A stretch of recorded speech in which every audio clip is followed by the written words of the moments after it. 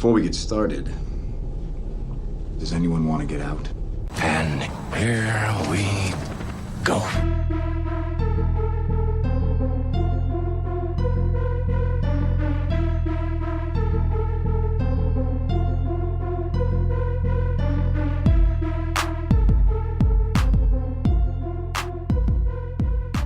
Live from the Hollywood foothills of North Carolina, welcome to the Confirmed Epic Podcast, episode number 94. This is the official podcast of the epicreview.com and proudly presented by the Geeks Worldwide Radio Network. I, of course, am one of your hosts, the real Brad Bell, and joining me tonight is the Han to my Chewie, the man that made the Kessel Run in under 11 parsecs when it meant a toy run to Kmart at midnight to find Star Wars Episode 3 toys. It is my friend, my partner, Jerry Reed, also known as Barbecue 17. Good evening, everybody. Jerry, it's good to have you back on the podcast, and it is a special night indeed when we are going to be talking Star Wars, Solo, a Star Wars story. All we're doing tonight is talking a spoiler-filled discussion of the latest entry into the Disney Star Wars. I guess franchise is the right word, even though it's been a franchise. I guess just the latest Disney entry, right? Because we had... I think so. Yeah, we had TFA, then of course we had Last Jedi, we had Rogue One, and this is the second spinoff in Solo.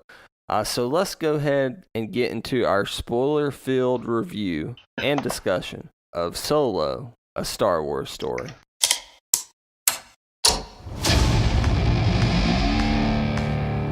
I've been running scams on the street since I was 10.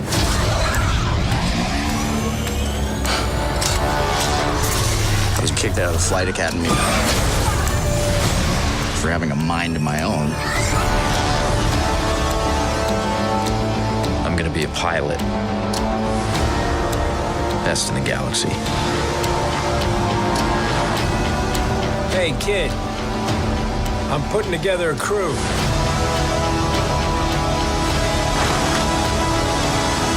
You in? That's yes.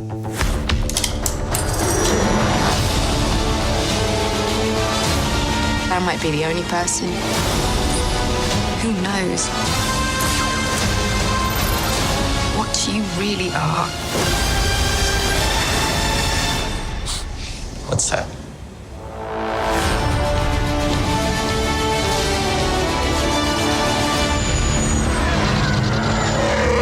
Get ready.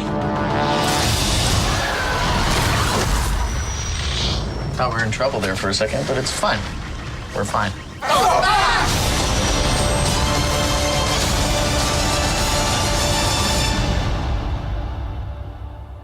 Let's get into a few stats on the film, as we like to do on the Confirmed Epic Podcast.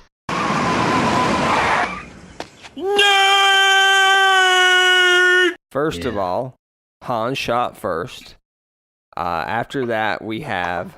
This was released on Memorial Day weekend, 2018, returning Star Wars to that glorified Memorial Day spot at the box office that had defined this series until Disney bought them. It has a running time of 2 hours and 15 minutes, rated PG-13, directed by Ron Howard. Of course, previously, maybe infamously, Lord and Miller helmed this entry into the Star Wars franchise, written by Jonathan and Lawrence Kasdan, Jonathan being the son of the famed Lawrence Kasdan, produced by the not-so-great but lovely Kathleen Kennedy, scored by John Powell, with John Williams providing the theme for Han Solo for the very first time, is starring Alden Ehrenreich as Han Solo, Donald Glover, Emilia Clarke, Woody Harrelson, among many other of a great ensemble cast.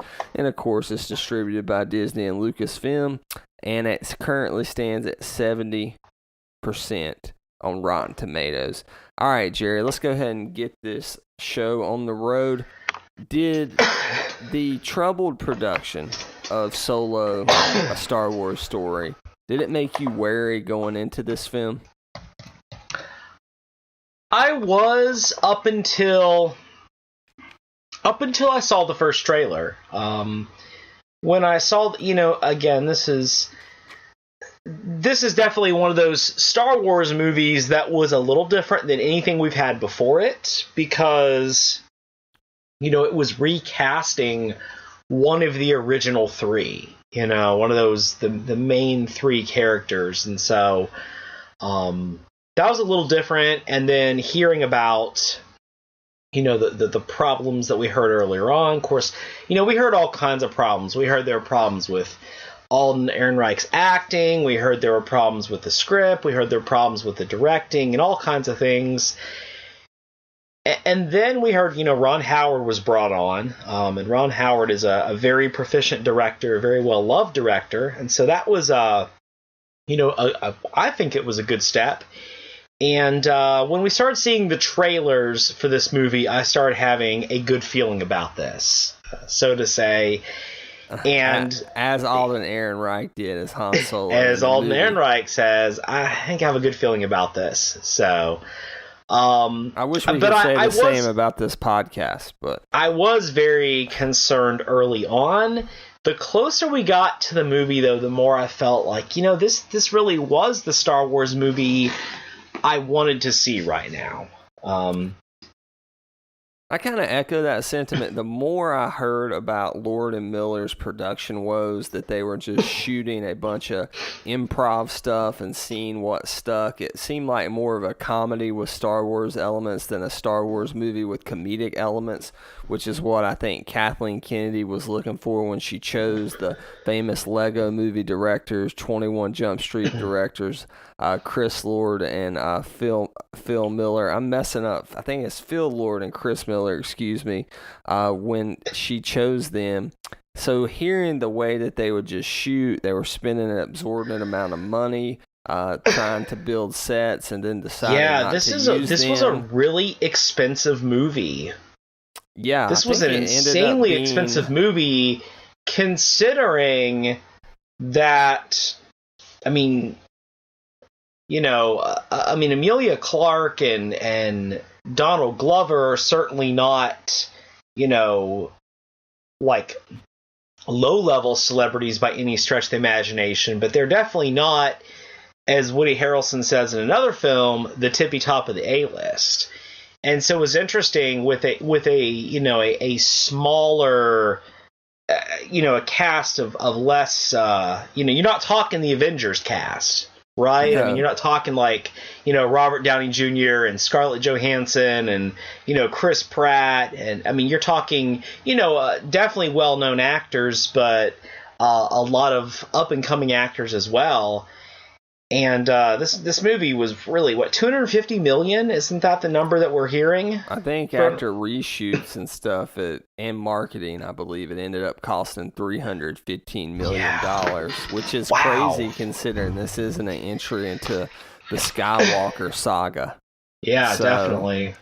Yeah, when I heard that, I was a bit shocked, and considering this movie only made $83 million opening weekend, I think if you count the extra day for Memorial Day, it came in making over $100 million domestically, which isn't a failure. Disney and Lucasfilm are going to make a profit off of this film. It wasn't the returns they were looking for, and we'll talk about that down the road on this podcast, but The big complaint I heard from a lot of people going into this film is this really necessary, this film? It seems like all the stuff that it was basically going to be the greatest hits of Han Solo, not stuff we've seen on screen, but stuff that diehard Star Wars fans had heard about, right? The Kessel Run, the Sabacc game where he wins meeting Chewbacca, some of those things. Han being, part of the Empire at some point. I have to admit, one of the things that really grinds my gears a little bit is when people are talking about entertainment things and they say, well, this wasn't necessary. There's really nothing about Star Wars that's necessary, It's entertainment. And so I think what's not, and I probably have said it myself too, but I've had a lot of people have come into me. It just feels unnecessary to make a Han Solo prequel. Well, I mean, it's unnecessary to make the prequels in general, or the sequels, or, I mean, really to make any of the Star Wars films, you know? Well, I think they mean progressing the story along forward. They would rather go forward than backwards, especially with how people felt about the prequels. But my argument against that, as far as progressing the story, it may be unnecessary, but as far as like adding to the Star Wars lore and mythos and adding new characters, which Star Wars fans love to learn about, like in these visual encyclopedias like you and I get with every one of these movies, it really is not necessary is not the right word, but it's very good ancillary stuff, I believe. Right. Well, and again, I mean, there are new characters introduced in these films that were developing their side stories. There are characters who may be, you know, more minor, or, I mean, we said spoilers, right? Yeah, if you do not know this from here on out, spoilers for Solo. If you're not ready to hear spoilers, then don't listen any further in this podcast. But just in case, Jerry, just in case there's that one fan of the Epic Review, Confirmed Epic podcast out there, we'll go ahead and roll the reel forward to spoilers for Solo starting now.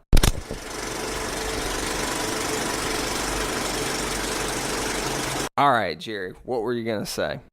I was going to say, I mean, there are definitely some characters in this film, characters that we know about from the prequels or the Clone Wars, who we've learned more about their story at this point.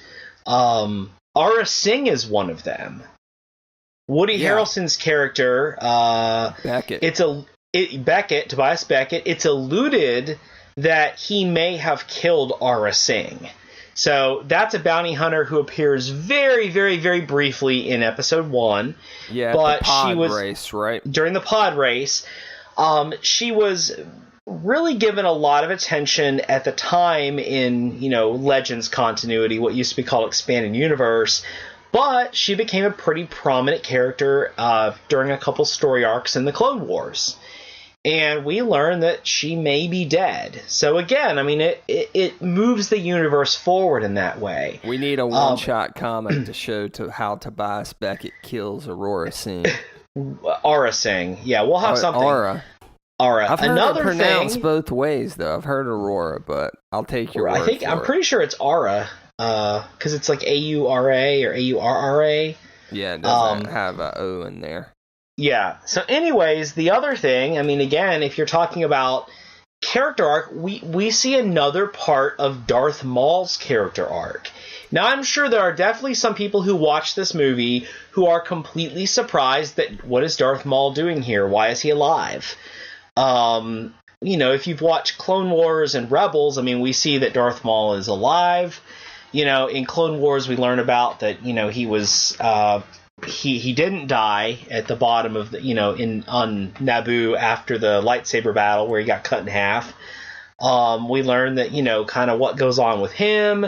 We see his ending in Rebels, but this gives us another glimpse into Darth Maul got involved in criminal syndicates, you know, and started the Crimson Dawn. So we're seeing more elements of these characters. And again, when you're talking about a universe-based story, I mean, progression isn't necessarily always it doesn't always look the same.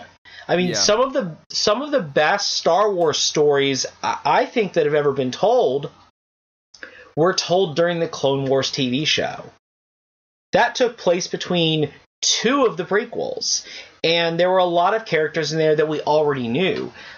Just because it's not necessarily moving the universe forward, I don't feel like that doesn't mean that we're not seeing good storytelling progression. And I think Solo did have a lot of that. So, you know, was it unnecessary? Well, you know, again, I think you could argue pretty much anything outside of a regular Star Wars installment is unnecessary. But does it add a lot to the universe and sort of develop the character of Han Solo a little bit more, and I think it really did. I think it developed Han a lot, I think it developed Lando a lot, and it develops Chewbacca a lot, not to mention some of the other characters who now could appear in other stories. And some which have, like L3 is in Last Shot. Last Shot, yeah. Well, and we could technically argue, and I guess I really am going from this review assuming that people have seen the film, because we're not really setting it up a whole lot. No. L3, I mean, the first that when L3 dies in the film, again, spoiler, and then they add L3's maps and whatnot into the Millennium Falcon. I mean, the first thing that went to my head is in The Empire Strikes Back, when C-3PO is complaining about the very odd way, the odd dialect of the Falcon. So we're like, oh my gosh, like Rogue One and like the prequels, Solo does a lot to color previous Star Wars stories. I mean, again, when I'm watching Empire Strikes Back now, I'm going to have that in my mind of L3, being... Is that a good thing, though? That's the question, Jerry. Do you think that adds enough to the story that you enjoyed that? I mean, again, it's just interesting to me. I liked L3. I thought it was a cool idea, and it doesn't bother me. It doesn't detract in enjoyment. It's just kind of interesting. Again, she's a very polarizing character, because she is polarizing and hate her. I will be honest. I have a hard time understanding the venom that I am seeing spewed towards L3. I really think it's not the character per se, it's how the character was written and presented. Like, she is very pro robot rights. She has all these interesting ideas that I've never really seen posed in any Star Wars stuff about how these droids are kept against their will and they're basically slaves. And then all of a sudden, she's just after her death. I know she didn't choose to do this. It was Han that actually had the idea. She's uploaded as not an AI, but as the computer system to the Millennium Falcon, and she's stuck there for the rest of as long as that ship's around, and it still is. So her navigational charts and things. Well, again, I'm finding it seems like that people that have watched Solo, who are Star Wars fans, really seem to love this movie, or at least really enjoy it. It's very fun. I don't feel it's at all a polarizing movie the way The Last Jedi was. And again, we've talked about The Last Jedi quite a bit, but I think there's a lot of things in this film that add stuff. Again, I mean, the infamous argument that's always brought up is, what exactly does Han Solo mean when he's in the cantina and says that the Millennium Falcon is the ship that made the Kessel Run in less than 12 parsecs? Because again, the parsec is distance, not time. So people have always argued, well, is Han Solo just BSing something? Is he trying to flat out lie so that he knows if Obi-Wan Kenobi and Luke really know anything about space travel, or is a parsec was it a unit of time originally that Lucas intended?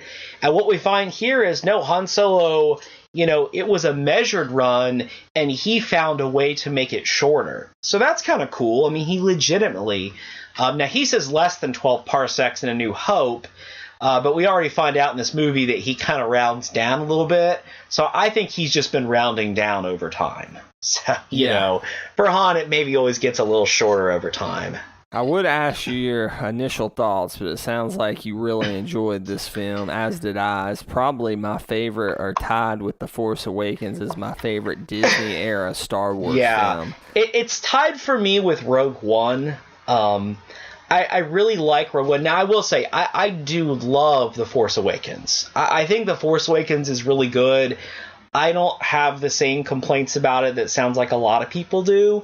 Andrew Stokes, definitely. Yeah, I really do love The Force Awakens. I think it was I think it was a very, very good way to bring back Star Wars for, you know, after the prequels and for kind of a new generation, but also folks who are returning again who may have not liked the prequels. But this is tied for me with Rogue One. The difference being that this is definitely kind of I could watch this movie probably at the drop of a hat. It's one of those movies for me like, you know, The Fifth Element or Big Trouble in Little China, you know, that I could just throw on. I mean, it's escapist, it's entertaining, it's fun. Rogue One is a bit of a downer, and I have to be in the mood to watch it. Rogue One's like a rich plate of lasagna that's good like once or twice a year, whereas this is like cotton candy. It's kind of empty calories in a way, but it's a hell of a lot of fun. Like, I agree with you. I love this. It's very Star Warsy, which that's a term we brought up on our Last Jedi review. It's almost something Star Warsy. Yes, but it's something that you almost can't really put into words, but it's just a feeling you have, that Star. And I think Force Awakens definitely had that. I didn't feel that in The Last Jedi at all. But so what did you think of Aaron Wright as Han Solo? Because I really enjoyed him. I was worried what we would get was him doing a Harrison Ford impression, but no, he was Han Solo to me. Like, I never thought, oh, he's not Han Solo, or thought, oh, he's just like Harrison Ford. No, I completely bought him as the character. I liked his cadence, his delivery of lines, which I was worried about. I'd heard some rumors on set. And he had this casual brashness to him that was just really good. I had heard that too. And again, I like your term casual brashness, that he captured, I mean, for me, he captured a younger version of Han Solo, the character, without being Harrison Ford. And that worked for me. You know, that worked for me here. Again, sometimes you have casting where somebody completely does their own thing. Now, I would argue, on the other hand, I want to bring up an illustration real quick. I actually want to bring up, I haven't seen the third one, but I want to bring up the Star Trek, the reboot, the J.J. Abrams Star Trek, which I know a lot of Star Trek fans don't like. But in that movie, there's two characters that I think, so Chris Pine, every now and then, there are some mannerisms he has of Shatner, but he doesn't try to do a William Shatner impression, because everybody does William Shatner impressions, right? I mean, it would have come off as real jokey and real silly, but he somehow conveys the character. On the other hand, you have Carl Urban being DeForest Kelley, you know, as Dr. McCoy, and my gosh, did he just look and sound like DeForest Kelley in that role? I mean, you sort of forgot you were watching Carl Urban there. With this movie, that's kind of how I felt, that Alden Ehrenreich was Han Solo, but he wasn't Harrison Ford. Now, Donald Glover, on the other hand, there are times his voice it really sounded like Billy D. Williams. Yeah, it was tough for me to not believe that this was just Lando Calrissian. Now, again, it doesn't 100% look like Billy D. Williams or anything like that, but it was very easy to believe him as a younger version of that character.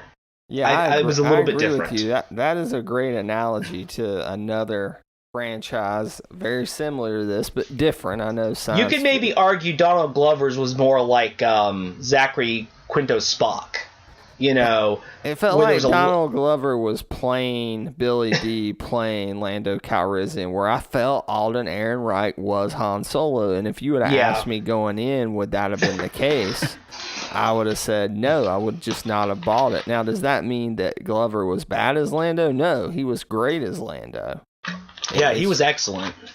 Yeah. So, we have so much. There's so much Han Solo film so much Han Solo film, and Harrison Ford is so well recognized, and again, I mean,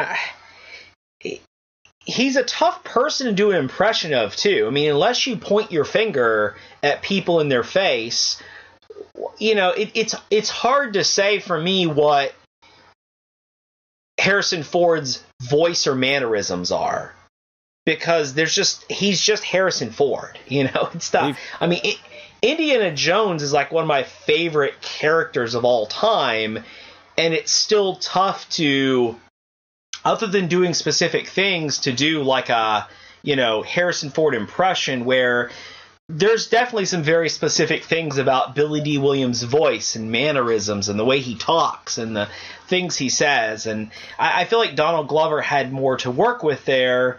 Plus, Lando has less screen time in the films. So you were able to kind of catch on to his few moments more, where Alden Ehrenreich had, a whole diverse array of Han Solo portrayals that change over the original films as well. I mean, Han Solo's character and mannerisms change over, each movie to some extent. Harrison Ford can't be imitated or replicated. He is the definition of a movie star. And it doesn't matter whether someone on an audiobook, someone doing an impression, trying to sculpt his likeness into a figure. Oh my gosh, you're right. It's tough for sculptors to nail his likeness. Yeah. Now, I will say Hot Toys did a good job with his Force Awakens, like his older. But, I mean, it's taken a while to get to that point. And even in comics, sometimes they really can't nail it. And I know that's not always what the comic book artist is going for. But those that do try for that photorealistic art, I mean, it's hard to capture his likeness. He is like a once-in-a-generation talent. And he's very modest about it in real life, which is what makes it so crazy. So what did you think about the score of this film? I mean, you had Pal's overall score, then you had the John Williams solo theme. What did you think about those? Yeah. Well, I'll start off with, I really like the solo theme.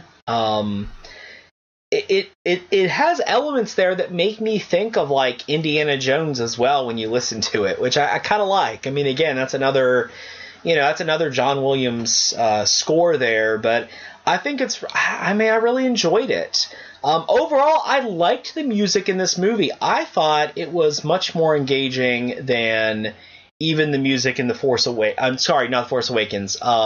Jedi. I kind of like the music a little bit better in this film than just The Last Jedi. The Last Jedi score I may be like better than Solo's, but that's the only thing I would say I like better about The Last Jedi than Solo. Like, this did some unique things. Like, talk about the open and crawl. There wasn't an open and crawl, but we have, the blue a long time ago in a galaxy far, far away, and then where you'd expect a pan down to a ship, or if it's a saga film, the crawl, the blue keeps on going. Did you like that? You had a narrative section, like a prologue, like with text. But you know what that reminded me a lot of? What? Again, if you think of a lot of like some of the 80s, sort of genre films, very often you have kind of this little prologue that starts you off. Like Terminator, right? Doesn't Terminator start off with like a prologue or, voice or something? I mean, there's a lot of 80s films that will start off with some kind of a little section that just kind of gets you in that you have to read, kind of like Star Wars, but a little bit different as well, a little more grindhouse, because it's just like stuck there on the screen, and that's what it made me think of.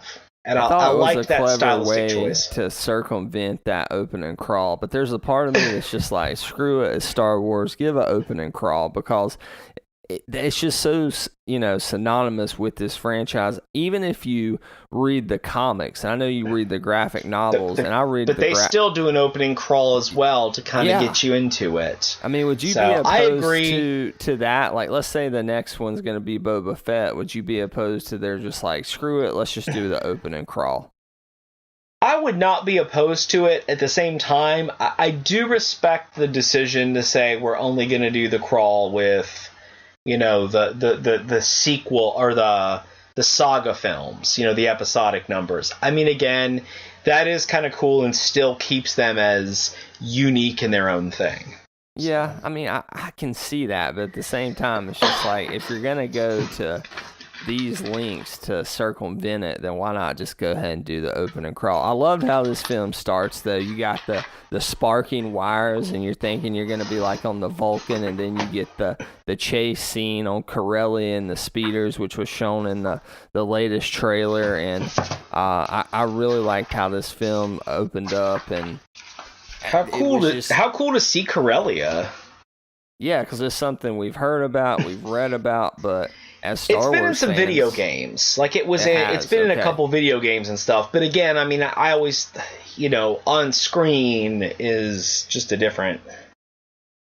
It was it was very grimy, but there were parts where it was very scenic, like when the speeder was going, it was like you saw some water in the background and stuff like that. It looked like it would be a fun place to explore. Like a lot of probably the haves and have-nots in Corellia. I can see that. We saw that on Canto Bight, so I don't know if I want to explore the haves and the have-nots in Star Wars for a while. I'll tell you what I really like. I went nuts over this. When at one point on Corellia, you see them, building Star Destroyers, and you see like one of the, the big orbs that are at the top of the Star Destroyers. Yeah. That was just really cool, because I mean, from the first time you meet Han Solo, he's talking about the Millennium Falcon, and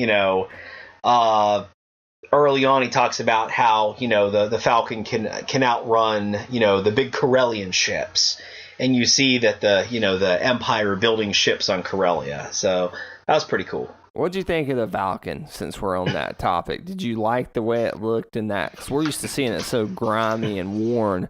We see it pristine. Mm-hmm. We see it solid in the middle, because that middle opening is in an escape pod? Yeah, it's like an escape pod or a life pod or something. I have to admit, when that was the thing that initially I was very...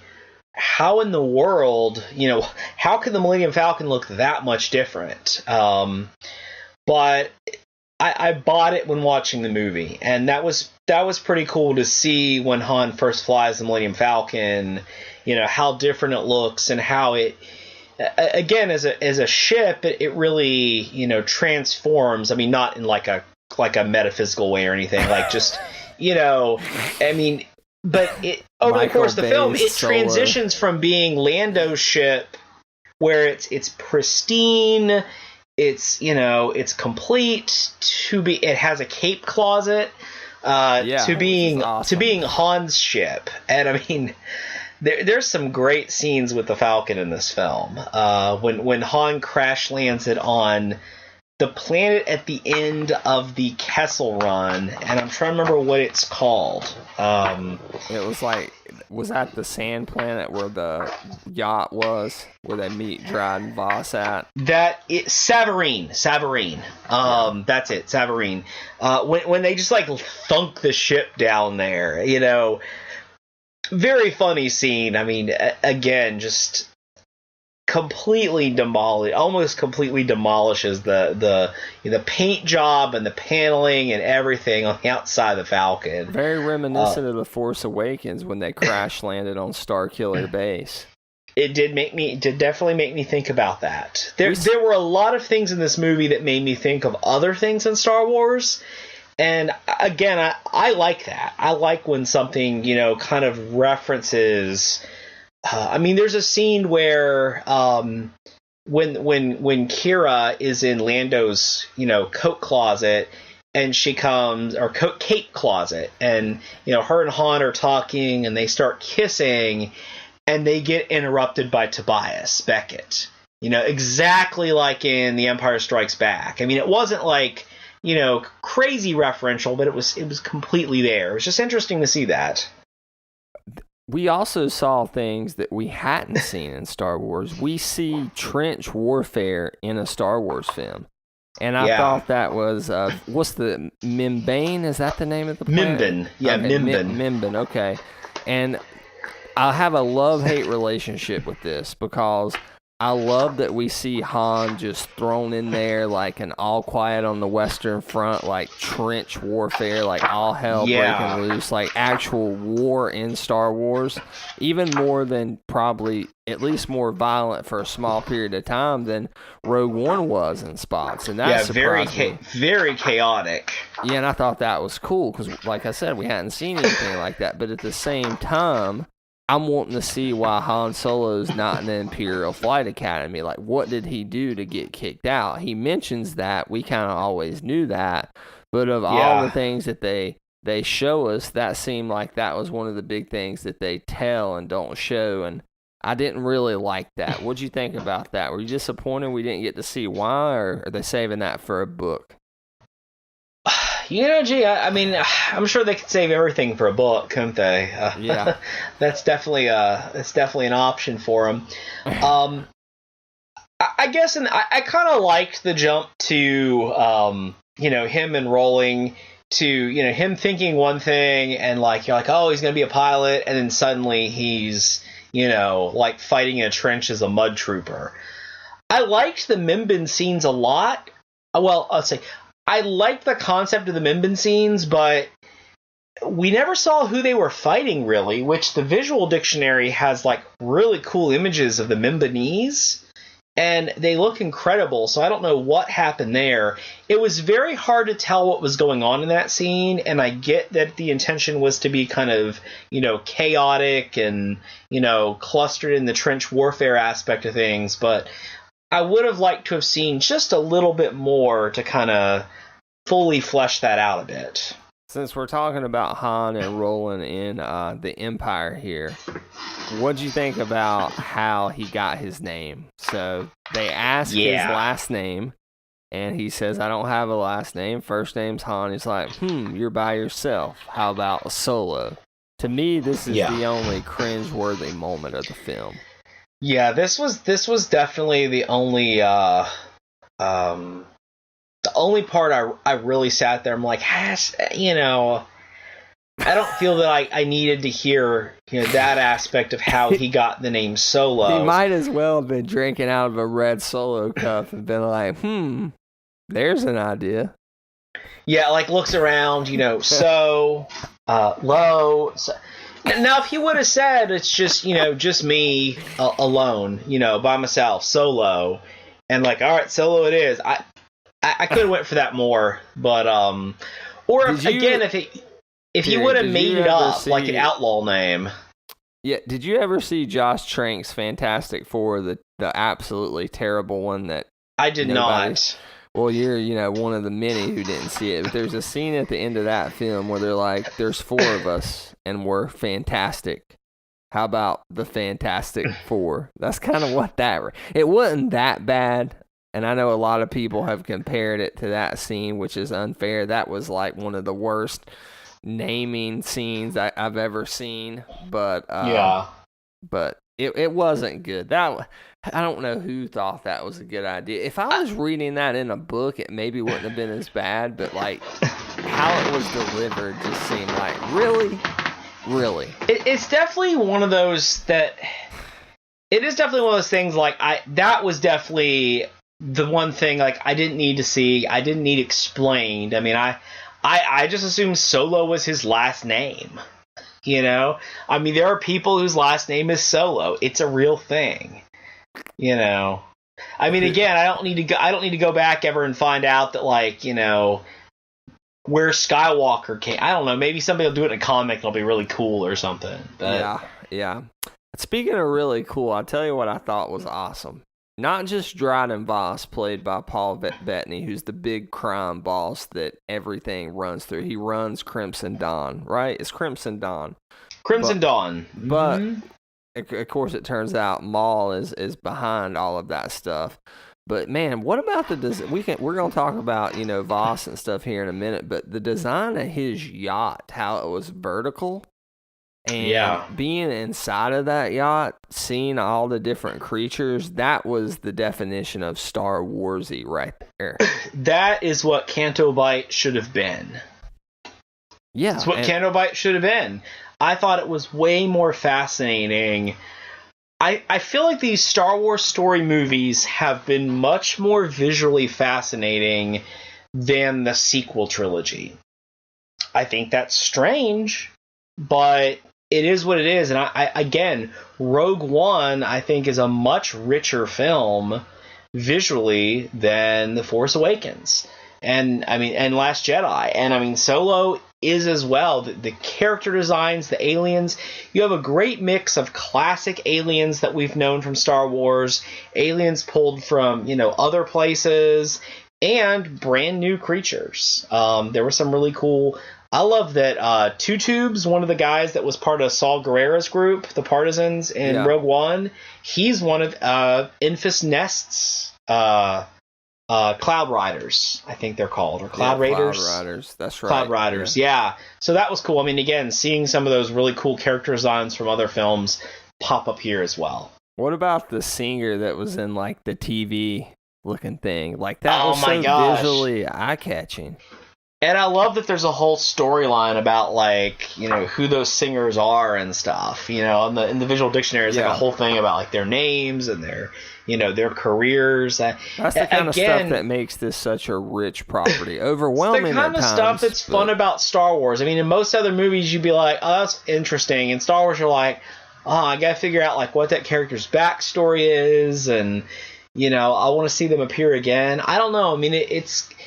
It's its own fandom, and it has its own set of rules, and one of those rules are everybody has a name, everybody has a story, Well, it has, its own set of rules. Unless you're Rian Johnson, then there are no rules to Star Wars. But what'd you think of Paul Bettany as Dryden Voss? Because he got brought in by Ron Howard. This was going to be an alien character played by Michael K. Williams from the HBO hit series The Wire. He couldn't come back because of scheduling conflict when they did the reshoots. Yeah. So they had to reshoot a lot because he's in the film a good bit.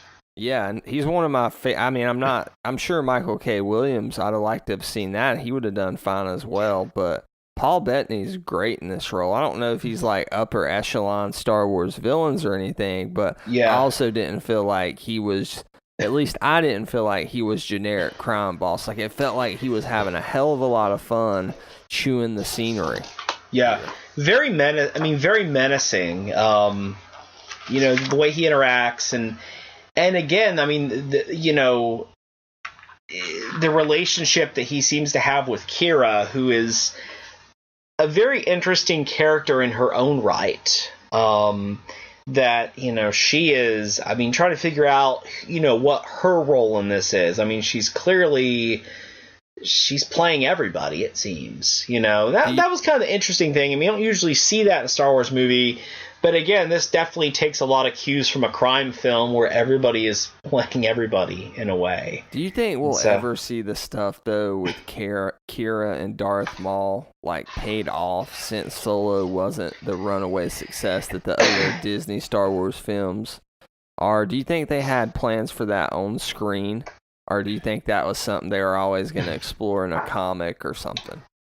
My understanding is, again, that they, that there's not definitive plans, but it's certainly not out of the question. So it could be something that we do see, played out in a comic or in a book or something like that. It was one of the most, again, Kira's story for being a new character is definitely one of the most interesting. About halfway through the movie, 3/4 through the movie, I started becoming more interested in, okay, what is she doing? What exactly is her motivation and sort of her core? Is Darth Maul leading her to become, his apprentice in some way? I don't know. So see, I don't think Darth Maul at this point in the canon's interested in being a Sith or the rule of two anymore. I don't think he's interested in being a Sith at all. But again, he still seems to have. He still has power. And, yeah. And you would feel like he would still naturally have that desire to have somebody else that he could utilize. That train them to some extent. Even if he's not officially calling it this, Sith. he would still look for somebody that he could utilize and rely on. You brought up Enfys Nest and the Cloud Riders. I absolutely love their design. What'd you think of those guys? That was a really cool concept. Again, this is one of those where people talk about how, Rian Johnson sort of subverted expectations with The Last Jedi, but I think this movie, the fact, again, you don't usually have in a Star Wars movie lots of characters who are like playing each other and jumping back and forth. It's not something we've typically seen, other than somebody who falls to the dark side or, who gets redeemed. I mean, people typically are, on the side they are for the most part. Empire Strikes Back with Lando double-crossing Han and making a deal with the Empire. I mean, you saw a little bit of it there, but that's like such a shocking example. I mean, that makes that so shocking. This movie, everybody's double-crossing everybody, but it was interesting to see that the Enfys Nest and the Cloud Riders were really one of these early groups of the rebellion. I love the idea that this group that, Crimson Dawn had came in and, ruined all their worlds. And like you had this diverse group of, people from different species, different planets that all grouped together and were trying to, strike back at Crimson Dawn. That was very cool. A very organic way to show the beginning of the rebellion, for sure. And Enfys Nest is part of that.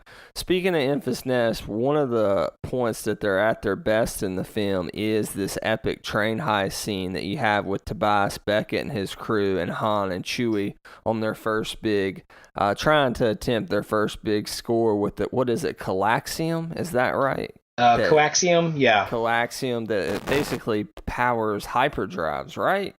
I think that's how it worked. Anyway, they were going to rob this Imperial train. It was a very unique scene. First of all, beautiful scenery in the mountains, in the snow. Good action scene. Yeah, much different than Hoth, though, right? Like it wasn't just all white. Like it was mountainous terrain. It almost was more like a James Bond scene than it was a Star Wars scene. Oh, that makes a lot. I can see that. Definitely can see that. Yeah, and just the way it would have been one thing if it's this train scene on this like gorgeous terrain, and no, how this train moves like in inverts and the gravitational pull of the train and stuff makes it so much more logistically interesting. And one of my favorite, I think, Star Wars action scenes of any of the films, Jerry. Yeah. It's a pretty cool scene, and again, you had the whole involvement of the, I guess you would say Tobias Beckett's crew. You had Val, who I was hoping she would have a larger part. I liked the relationship that we kind of saw a little bit between Val and Tobias, but we didn't see a lot of it. And I really liked Rio, the alien with 4 arms, who was the pilot. Kind of reminded me of Rocket Raccoon a little bit sometimes, the way he talked. Yeah. I wish we would have seen a little bit more of those characters, but they all got killed off pretty early on and replaced with Lando and Chewbacca and Han Solo. Let's talk about Chewbacca, because I cannot leave this podcast tonight without talking about Chewie. Jerry, Chewie is my second favorite Star Wars character behind Darth Vader. Like, I absolutely adore Chewbacca. I have since I was a kid. I liked what they did with him in this film. I liked the fact that when they put Han into that pit, you think maybe a Rancor or something like that's going to come out, but no, it's this mangy, disheveled Wookiee that ends very up dirty Wookiee. Yeah, that ends up being filthy. Chewbacca, who they're in a fight for the death, and a lot of people didn't like when Han spoke. I guess Wookiee's not. Would it be Kashyyykian or whatever? Shriwook. Okay, Shriwook. When he spoke Wookiee, I'm just going to put it that way. I didn't have a problem with that. I thought it was a little comedic beat. I didn't think that there was any reason to cringe too much like I did over the Solo last name thing. But it's okay. Yeah, Yeah, it was fine. I like that stuff. I like Chewie's look in this film, how he has the goggles to at least give him a little bit of a different look throughout the different bandolier that he wears. Yeah, definitely. More of the X at the top. I thought that was cool. His design's cool. It's kind of hard to do many different things with Chewbacca, right? It is. You have Chewbacca with the fur, in Return of the Jedi, sometimes he wears his fur slicked back on the side of his head a little bit, and sometimes he's in manacles, and sometimes he's got snow in his fur, and that's about it. So we get a new action figure variant out of it, so that works. Yeah, the Target exclusive Black Series. And what I really like too is you'd always heard that Han helped Chewie free some Wookiee slaves, and that was the cause for the life debt. And how they originally meet, that didn't take place, but later on in the film, in the spice mines of Kessel, you see him kind of help Chewie there free some Wookiee slaves. So I thought that was a nice nod to, although not the same as EU, it was a nice little nod to EU. It was. And I like the idea that, again, the life debt has kind of, it's one of those ideas that comes up a lot of places, but again, it's hard to nail down where it, really comes from. I like the idea that Han and Chewie just kind of have this friendship and relationship that starts, that it's not like Jar Jar Binks where he has to, oh, you saved my life, I have to follow you. Indentured servitude. Yeah, they just legitimately seem to enjoy each other's company and get along. And Chewbacca, absolutely... Chewbacca had some good parts, and he had some good parts in The Force Awakens. Oh, yeah. I don't feel like he had an okay couple things in Last Jedi. He was not a lot of attention in that film. He was very much sidelined. A lot of people were sidelined. It just had way too many characters in that movie.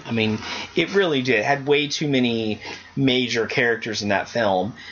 This movie, Chewbacca really gets a chance to shine. He's got some you really see him pull somebody's arms off. you know, which was great because you always hear about it, and he legitimately does it. And so you see Tobias coaching him on Dejarek's strategy. That was incredible. That was fun. Him.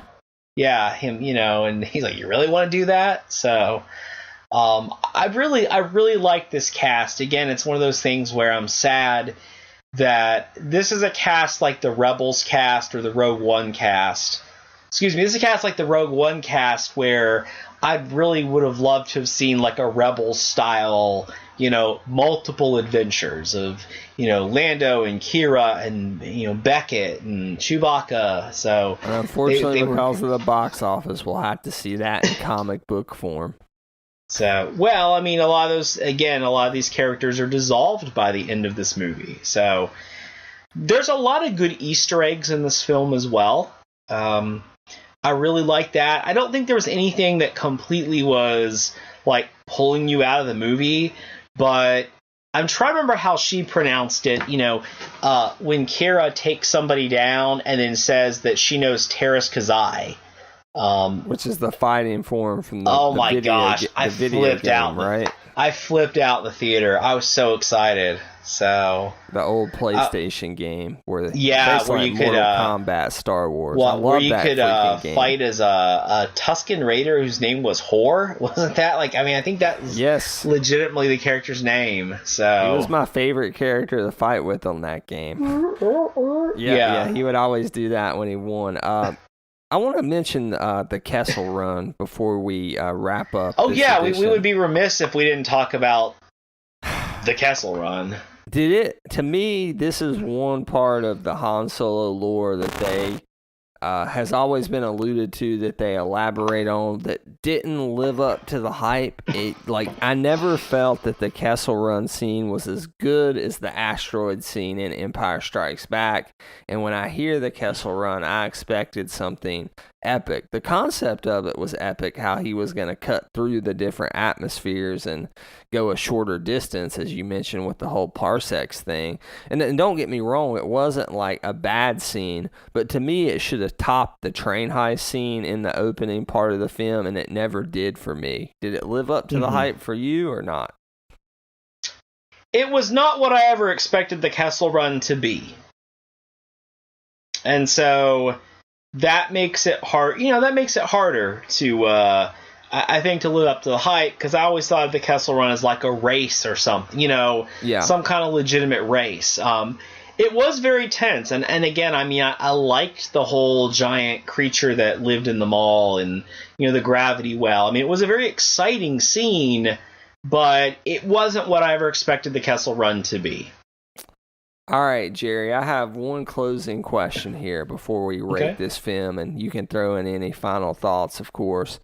My closing question here is, why do you think critics are lukewarm on this film? Negative would be the wrong word because, it's 70% on RT, but you're pretty good, yeah. Yeah, you're diehard Star Wars fans like you. And you know a lot more about the ins and outs of the universe, but I'd also consider myself a diehard Star Wars fan. Oh, absolutely. We really enjoy it, as you can tell over the course of this podcast. As tired as I may have come across, I hope my enthusiasm and love for this film came through. And my guess is we will definitely revisit this movie when it comes out on Blu-ray. Yeah, that's not something I would be opposed to doing for sure. Yeah, like what we did with character by character on The Last Jedi. It is it is a tougher movie. It's not like Last Jedi where I have tons to say about it, but I definitely would talk more about. There are a lot of things at this movie that I really could sit there and talk a lot more about that intrigue me. Whether we're talking prop design and costume design and callbacks to other films, but again, that's one where I kind of have to watch the movie a couple times and let it cogitate on it a little bit more before I come out and do something a bit longer. Which I will. I already pre-ordered the 4K steelbook at Best Buy, so very nice. But so why do you think this is the case, though, that we love this film but critics don't? They kind of, to be quite frank, they've kind of shit on it. Yeah. The thing that I have come to this is my opinion on this. If you are a critic, a movie critic, you're watching almost every movie that comes out that's a mainstream release. I that tends to be the case, right? Yeah. And so the things that are very different tend to stand out.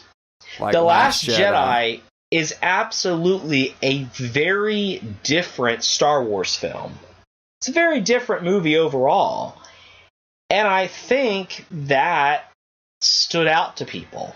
The other thing about it is this movie was very much made for fans. It was giving people a chance to see these things that we've always heard about, talked about, speculated about, wondered about, and it's finally, given to fans. Hey, here's what happened, and a chance to visualize these things. Yeah, I agree. I think for better or for worse, I think if you're a Star Wars fan, for the better, if not for the worse, this is fan service. Yeah. And that I'm the fan that they're catering to here, so I absolutely love it. But if you're just a so-so Star Wars person, or you're a critic, like you said, I can see where this isn't going to be the most interesting thing to you. But we're going to eat this up like a Wookiee here. Because I'm really curious. I've been really curious, and of course everybody's been talking about why this movie isn't doing so well. And it's not doing bad. Like, Disney's going to It's not doing bad at all. Again, its opening weekend was as big as about Wonder Woman's last year, right? It was pretty similar, 103 million. But Wonder Woman was 3 days because it came out first weekend in June. 3-day take. So, Yeah. Okay. This is 108 with the Memorial Day and 83 without the Memorial Day money. So, still, again, still a pretty decent opening, but not Star Wars level opening. And the reasons are multiple. I mean, Andrew Stokes and I talked about this earlier today. It's right after Deadpool. It's right after Avengers. You have 3 big blockbusters. As close 3 blockbusters in a row. I mean, for a lot of folks, you can't go to the movie 3 times in 3 weeks. Especially if you're taking kids. And I hope you're not taking kids to Deadpool, but still, you take a family of 6 to Avengers Infinity War, that's going to be a lot of money, especially if you're seeing 3D. You maybe don't go and see Solo right when it comes out. Also, it's right after The Last Jedi, less than 6 months after the most polarizing Star Wars anything since The Phantom Menace. And it's not a main entry into the Skywalker saga. And I think some of the hype, this was a point Andrew brought up, so I'm stealing it from him. Rogue One, yes, it was a really good movie and had good word of mouth. But I think some of the hype from the Disney Star Wars was still there. Some of that new car smell for Rogue One. And it jettisoned it upward. Whereas this is the 4th entry in the Disney era. I'm curious how many people went into Rogue One thinking it was a sequel to The Force Awakens. Probably a lot of average cinema goers. I mean, again, if you were an average moviegoer and went and saw, the next Star Wars movies, I mean, wouldn't you expect it to be the sequel to the movie you just went and saw? I mean, there are probably plenty of properties that I don't keep up with that if I went and saw... I haven't seen any of the Fast and the Furious movies after the first one. So if I had just, rented I don't know what the newest one is and said, oh, it's really good. I mean, I would expect the next one. And don't they jump around a bit too? Yeah, I don't know. With Tokyo Drift and stuff like that. Again, I would expect something similar. The other thing that I've heard people talk about, and I think this could be a really good point. Solo, a Star Wars story, is not a very interesting name for a movie. I think they need to drop a Star Wars story off of these movies. I think at this point, Rogue One it worked for. Rogue One, it sort of had like a mysterious element to it. We hadn't seen this before. We didn't know this. This was like about a group of covert operatives that were kind of off the book. I liked it. It fit. I think for this one...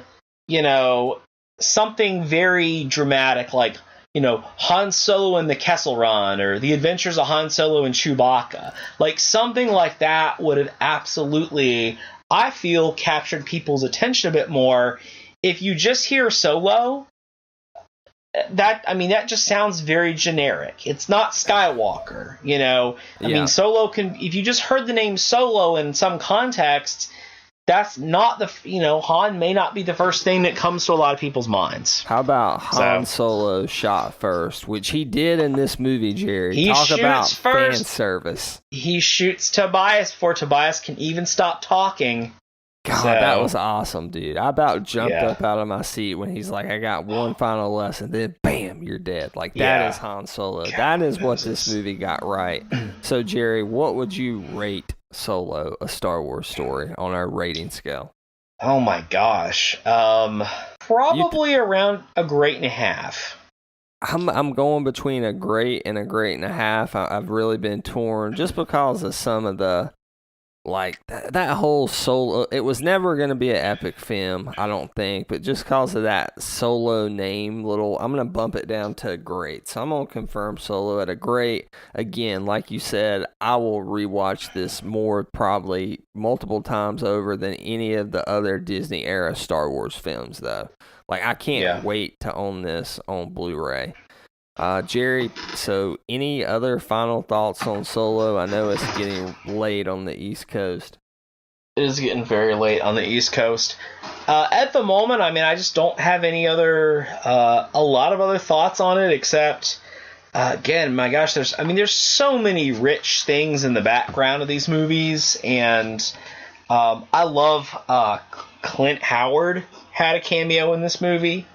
That was pretty cool. As I think it's like Relakili or something. The guy who's encouraging the robot fight. So he always great, man. Cameos in his brother's movies for the Johnny most part. Bark. So Johnny Bark. I have one final thought here. The fight scene between Kira and Dryden Voss on the yacht, where I guess he's using basically like vibra blades. That's definitely what it made me think of, like a vibroblade or something. Yeah, I thought that was really, really well done and well choreographed, and overall just a very, very enjoyable film experience. Jerry, where can people find more of you as we wrap up the 94th edition of the Confirmed Epic Podcast? Keep checking stuff out at actionfigurebarbecue.com. That's BARBECUE.com. And just a few minutes before we recorded this, I posted my review of the Kira action figure from Star Wars The Black Series. So go check that out. In her Corellia outfit. Housekeeping? No, thank you. Sleeping. Housekeeping? Could you come back in an hour? Housekeeping, you want towels? More towels. Need sleepy. Housekeeping, you want mint for pillow? Please go away. Let me sleep for the love of God! I want to close out by saying that we are probably going to start dropping new episodes on Monday, because I believe we're going to start recording on Thursday now, like we are tonight. So that's why the show was a little late. And I've been dropping older episodes to catch up our back catalog. So you'll see the older episodes on Friday, the retro rewind editions of the Confirmed Epic Podcast. And then you'll see the newer episodes on Monday, probably, throughout most of the summer. So that's a little house cleaning note to close the show. You can find us at the Epic Review at Geeks Worldwide. You can always find me on Twitter at The Real Brad Bell, DREEL Brad Bell. And once again, from the Hollywood foothills of North Carolina, we are out. That's all I have to say about that.